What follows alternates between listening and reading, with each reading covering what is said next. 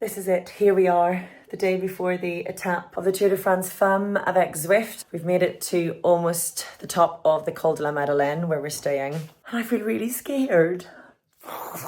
Am I scared? Am I nervous? I don't know. I thought I was over it. I thought I was over being even worried about this and I would just crack on. One life, all that jazz.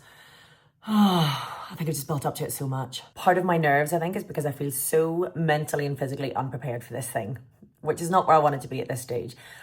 So I had a bit of a personal issue that meant that instead of going from Tour de France Hommes, the men's race in Paris, home to Amsterdam, pick up my bike and take a 1.5 hour flight down to Geneva, I had to go back to London, get in our camper van, drive down with my husband, my 2 kids, my dog, for 2 days through England. We got on the Eurotunnel, drove all the way through France, overnighted in this lovely little gîte, and then kept driving all the way through yesterday, stopping off so my husband could do work meetings along the way, stopping off so we could get Bella out and stretching her legs. So all in all, it took an awful lot longer to get here and I feel an awful lot less rested. Also, I had to sort of fold my bike into the back of the camper van. I've no idea how to transport bikes. So we got here last night, driving up the Col de la Madeleine, by the way, which I'm glad I've done, in that I've managed to see it, and I'll get to see it again today because we've got to drive back down the mountain to register in Chambéry and then come back up again. But initially coming up the Col de la Madeleine, I thought, this isn't too bad. This isn't too bad. I can handle this. And then it kept going and going and going. And I was like, man, even in the camper van, this doesn't end. And that comes after 91 kilometers of climbing and descending the whole way. So I feel not quite ready. Also because of the personal issue that I was dealing with, my training has gone to pot for the last 2 weeks. So by the time I get on my bike tomorrow, it will be almost 2 weeks since I've even ridden. I mean, there's tapering and there's falling off a cliff.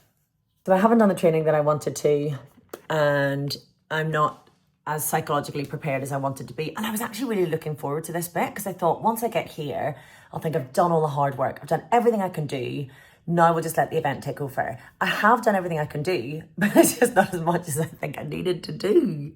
And I was looking at the route earlier because Ollie Beckinsale, who's been setting my training program, sent me through some advice for the day. And I was like, oh, it's not just up and down all day. There are actual climbs. Like out of the gate, it's something like a 13-kilometer climb at 6%. I've never done that. Never mind at the start of a mammoth day in the saddle. Also, I've learned that the cutoff time is 7 hours. I was hoping to do it in 8. So I just don't know if I can do it. I don't know. But we got here last night and I had to put the bike together. So that was a palaver and a half. I have literally no idea. I feel like the wheels should go on first, shouldn't it? How do I set this down so I don't break anything? Sugar. Where are the pedals? I don't know where the pedals are. Oh, what fun. Where the pedals are. I'm very nervous. As if I wasn't nervous enough. Do you know, have you seen the pedals? What? The pedals. No? Yeah, they're here. Oh! So I'm going to presume, oh sugar. I'm going to take this out first. Oh, sweet mother of all things holy. How do I do this? My husband is very engineering, so he loves this kind of shizzle, so he kind of took over. Yeah? This time he wrote this song. But that was an experience. I am hungry, shall we go? Yeah, let's go. Looks put together. Try it tomorrow and see. Teamwork makes the dream work. So now I've got to find out whether the bike is okay. The last time I took this bike out around Richmond Park, I did 70 kilometers and halfway through the gear started jumping. Halfway through. So I've no idea how to work out before I do 35 kilometers whether this bike is okay or not. I've just got to pedal it, change gears, see if I can find somebody down in the village, maybe in the sign-on village, to give it a once over. It's not even my bike. It's not the bike that I was going to ride, which is at home in Amsterdam. I had to buy new kit. I didn't have my kit. I was going to go to Amsterdam to pick up my cycling kit. So I had to pop into Rafa, because their chamois are the only ones that I'll trust for this, and buy myself some new kit.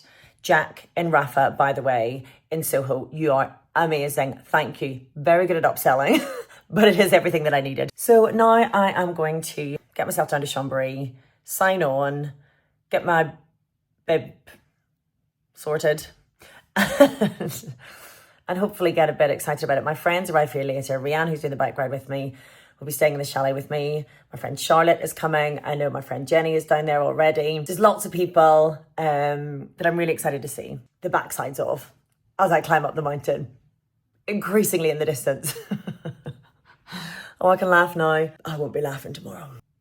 The thing is, I had taken on this challenge because I wanted to show other people who've not been in their bike in years, who've got really busy lives, who maybe not cycled since having kids, that this kind of challenge is possible. And I don't know if I'm actually just going to be teaching all the wrong things. So this could be a lesson in what not to do. And I don't know until I start. We'll find out.